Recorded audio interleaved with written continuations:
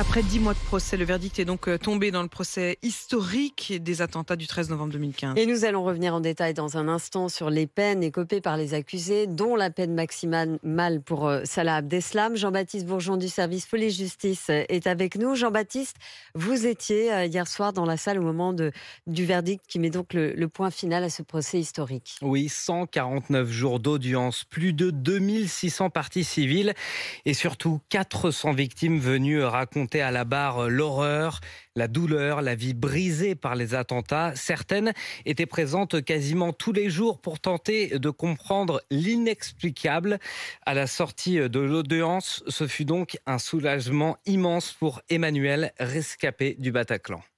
C'est l'impression de laisser une part de vous-même. C'est paradoxalement difficile de quitter cet endroit.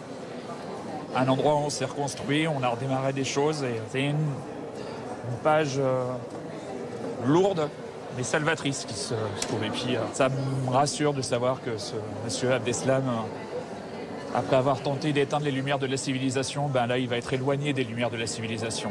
L'émotion d'Emmanuel qui est donc revenu sur le sort décidé par les juges concernant Salah Abdeslam. Jean-Baptiste, il est donc condamné à passer le restant de ses jours en prison. Oui, à la lecture de sa peine, l'unique survivant du commando est resté impassible dans le box, bien qu'il n'ait tiré sur personne.